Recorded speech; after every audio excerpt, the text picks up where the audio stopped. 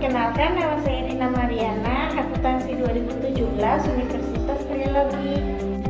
Di sini saya akan menjelaskan siklus akuisisi dan pembayaran, kemudian pengendalian, pengujian substantif atas transaksi dan utang usaha.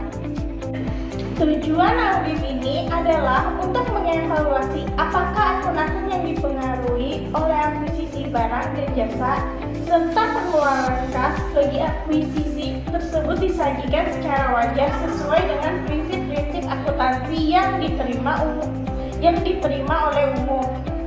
Terdapat 3 kelas transaksi yang dimasukkan ke dalam siklus. Pertama, akuisisi barang dan jasa. Kedua, pengeluaran kas. Ketiga, retur dan pengurangan pembelian serta diskon pembelian. Fungsi bisnis dalam siklus serta dokumen dan catatan terkait. Siklus akuisisi dan pembayaran melihat keputusan dan proses diperlukan untuk memperoleh barang serta jasa guna menjalankan suatu bisnis. Siklus tersebut umumnya dinilai dengan persentase permintaan pembelian oleh karyawan yang berwenang yang memerlukan barang dan jasa dan berakhir dengan pembayaran utang usaha. Di sini saya akan menjelaskan yang mengenai fungsi memproses pesanan dan pembelian. Permintaan akan barang dan jasa oleh personil klien merupakan titik awal bagi siklus ini. Dokumen yang umumnya digunakan itu ada 2. Permintaan pembelian. Permintaan pembelian digunakan meminta barang dan jasa oleh karyawan yang berwenang. Yang kedua, pesanan pembelian. Pesanan pembelian adalah dokumen yang digunakan untuk memesan barang dan jasa dari vendor. Fungsi yang kedua, menerima barang dan jasa. Menerima barang dan jasa, dokumen yang terkaitnya itu adalah laporan penerimaan. Laporan penerimaan barang dan jasa oleh perusahaan yang berasal dari pemasok merupakan titik kritis dalam siklus ini. Sebab pada saat ini kebanyakan perusahaan pertama kali mengakui timbulnya kewajiban sehubungan dengan perolehan tersebut di dalam catatan mereka. Fungsi yang ketiga yaitu mengakui kewajiban. Mengakui kewajiban terdapat beberapa dokumen yang diperlukan. Yang pertama, faktur vendor. Faktur vendor adalah dokumen yang diterima dari vendor dan menunjukkan jumlah terutang atas suatu akuisisi. Yang kedua, memo debit. Memo debit merupakan dokumen yang diterima dari vendor dan menunjukkan pengurangan jumlah yang terutang kepada vendor akibat retur barang atau pengurangan yang diberikan. Yang ketiga, voucher. Voucher sering digunakan oleh organisasi dalam menetapkan cara yang formal untuk mencatat dan mengendalikan akuisisi, terutama dengan memungkinkan setiap transaksi akuisisi diberi nomor urut. Yang keempat, file transaksi akuisisi. File transaksi akuisisi adalah file yang dibuat komputer yang meliputi semua transaksi akuisisi yang diproses oleh sistem akuntansi selama satu periode. Yang kelima, jurnal akuisisi atau listing. Listing atau laporan ini dibuat dari file transaksi akuisisi dan umumnya meliputi nama vendor, tanggal, jumlah, dan klasifikasi akun atau klasifikasi setiap transaksi seperti pembelian dan pemeliharaan, persediaan atau utilitas. Yang keenam, file induk utang usaha. File induk utang usaha ini mencatat transaksi akuisisi, pengeluaran kas, serta retur dan pengurangan akuisisi untuk setiap vendor. Yang ketujuh, neraca saldo utang usaha. Mencantumkan jumlah yang terutang kepada setiap vendor atau dari setiap faktur atas voucher dari suatu titik waktu. Neraca tersebut dibuat langsung dari file induk utang usaha. Yang ke-8, laporan vendor. Dokumen yang disiapkan setiap bulan oleh vendor yang menunjukkan saldo awal, akuisisi, retur, dan pengurangan pembayaran kepada vendor dan saldo akhir. Fungsi yang keempat, memproses dan mencatat pengeluaran kas. Pembayaran atau pembelian barang dan jasa merupakan aktivitas yang signifikan bagi semua entitas. Aktivitas tersebut secara langsung akan mengurangi saldo akun kewajiban, terutama utang usaha. Dokumen yang terkait dengan proses pengeluaran kas yang diperiksa auditor termasuk pertama, ada cek. Dokumen ini umumnya digunakan untuk membayar akuisisi ketika pembayaran sudah jatuh tempo. Yang kedua, file transaksi pengeluaran kas. File yang dibuat dengan komputer yang mencantumkan semua transaksi pengeluaran kas yang diproses oleh sistem akuntansi selama satu periode. Yang ketiga, ada jurnal atau listing pengeluaran kas yang dibuat dari file transaksi pengeluaran kas yang mencantumkan semua transaksi selama setiap periode waktunya. Metode untuk merancang uji kontrol dan uji substantif. Ada 6 metode untuk merancang uji kontrol dan uji substantif transaksi. Yang pertama, memahami pengendalian internal. Untuk akuisisi dan pembayaran siklus sebagai bagian dari melakukan prosedur penilaian risiko, klien mempelajari diagram alur, meninjau kuesioner, kontrol internal, dan melakukan workflow crash untuk akuisisi dan transaksi pencairan kas. Yang kedua, menilai risiko pengendalian yang direncanakan. Selanjutnya, kontrol internal ini adalah otorisasi pembelian, pemisahan penyimpangan, barang yang diterima dari fungsi lain, pencatatan tepat waktu, dan independen penilaian transaksi dan otorisasi pembayaran kepada vendor. Yang ketiga, menentukan tingkat pengujian pengendalian. Setelah auditor mengidentifikasi kontrol internal, utama dan defisiensi mereka, menilai risiko pengendalian ketika auditor bermaksud untuk mengendalikan kontrol untuk mendukung risiko kontrol awal. Di penilaian bawah maksimum, auditor melakukan tes kontrol untuk mendapatkan bukti bahwa kontrol mengoperasikan secara efektif. Yang keempat, merancang uji pengendalian dan uji substantif untuk akuisisi.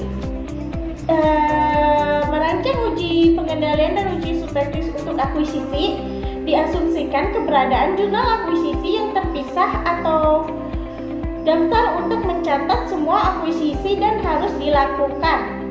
Yang pertama, menghubungkan setiap kontrol internal dengan tujuan audit terkait transaksi. Yang kedua, mengaitkan tes kontrol dengan kontrol internal. Yang ketiga, menghubungkan tes substantif transaksi dengan tujuan audit terkait transaksi setelah mempertimbangkan kontrol dan kekurangan dalam sistem. Yang kelima, merancang uji pengendalian dan uji substantif transaksi untuk pembayaran tunai. Di sini, auditor biasanya melakukan tes akuisisi dan pembayaran tunai pada saat yang sama. Untuk transaksi yang dipilih untuk diperiksa dari jurnal akuisisi, faktur vendor, laporan penerima, dan dokumen akuisisi lainnya diperiksa pada saat yang sama dengan cek yang dibatalkan terkait. Dengan demikian, verifikasi dilakukan secara efisien tanpa mengurangi efektivitas tes. Yang keenam, ada atribut untuk uji pengendalian dan uji substantif transaksi. Di sini karena pentingnya tes kontrol dan tes substantif, transaksi untuk akuisisi dan pencairan kas menggunakan atribut sampling atau umum. Metodologi untuk merancang pengujian atas rincian saldo utang usaha. Di sini saya akan menjelaskannya. Semua transaksi dalam siklus akuisisi dan pembayaran umumnya mengalir melalui utang usaha. Akun ini penting bagi audit atas siklus akuisisi dan pembayaran. Utang usaha adalah kewajiban yang belum dibayar atas barang dan jasa yang diterima dalam peristiwa bisnis yang biasa. Utang usaha harus dibedakan dari kewajiban akrual dan kewajiban berbunga. Kewajiban akan dianggap hutang hanya jika total kewajiban diketahui dan terhutang pada tanggal neraca. Jika kewajiban mencakup pembayaran bunga, hal tersebut harus dicatat sebagai wesel bayar, hutang kontrak, hutang hipotek, atau hutang obligasi. Jika pengujian pengendalian dan pengujian substantif atas transaksi terkait melalui bahwa pengendalian telah beroperasi secara efektif, dan jika hasil prosedur analitis memuaskan, auditor mungkin akan mengurangi pengujian atas rincian saldo utang usaha. Akan tetapi, karena utang usaha cenderung material bagi sebagian besar perusahaan, auditor harus selalu melaksanakan sejumlah pengujian atas rincian saldo. Metodologi untuk merancang pengujian atas rincian saldo utang usaha terbagi menjadi 4. yaitu mengidentifikasi resiko bisnis yang mempengaruhi utang usaha. Yang kedua, menetapkan saldo saji yang dapat ditoleransi dan menilai resiko inherent. Yang ketiga, menilai risiko pengendalian dan merancang serta melaksanakan pengujian pengendalian, pengujian substantif atas transaksi. Yang keempat, merancang dan melaksanakan prosedur analitis. Metodologi untuk merancang pengujian atas rincian saldo utang usaha. Yang pertama, mengidentifikasi risiko bisnis klien yang mempengaruhi utang usaha, yaitu fokus yang diberikan banyak perusahaan pada perbaikan aktivitas manajemen mata rantai suplainya telah menimbulkan banyak perubahan dalam rancangan sistem yang digunakan untuk mengawali serta mencatat aktivitas akuisisi dan pembayaran.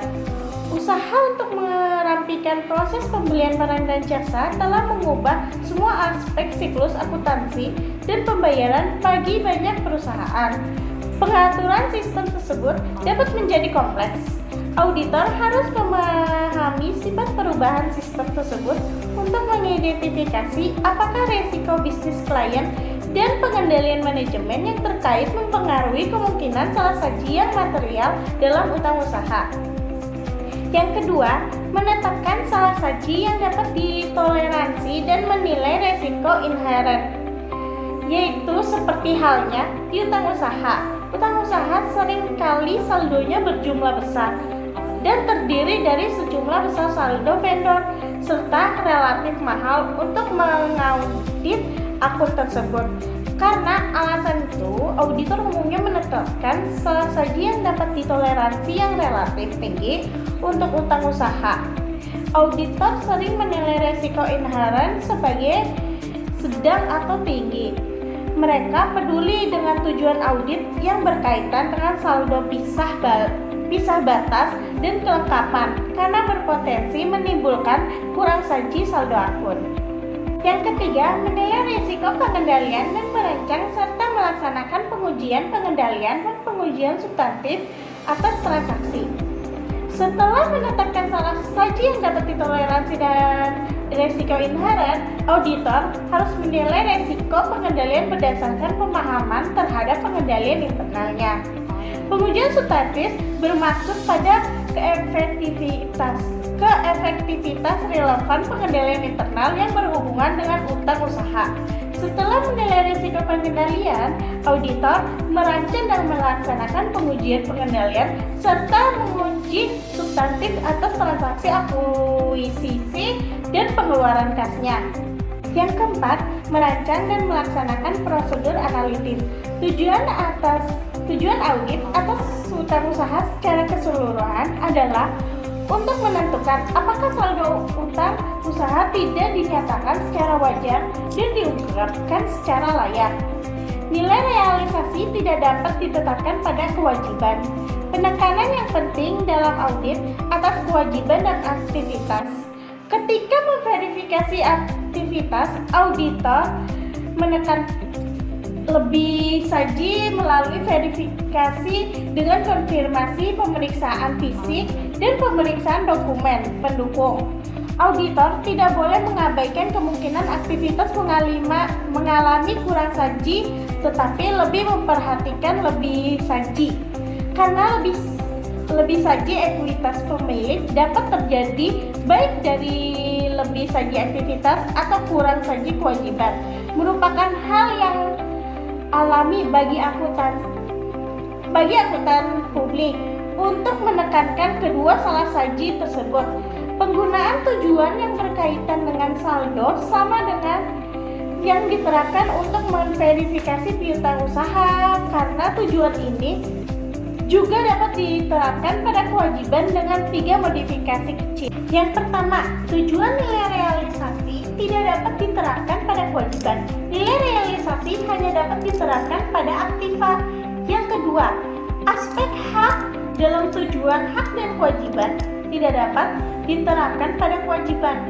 Untuk aktiva, auditor menggunakan hak klien atas penggunaan dan pelepasan aktiva. Untuk kewajiban, auditor memperhatikan kewajiban klien atas pembayaran kewajibannya. Yang ketiga, untuk kewajiban penekanan diberikan pada pencarian kurang saji dan bukan lebih sajinya. Sekian penjelasan dari saya. Terima kasih telah menonton videonya. Kurang lebihnya mohon maaf. Assalamualaikum warahmatullahi wabarakatuh.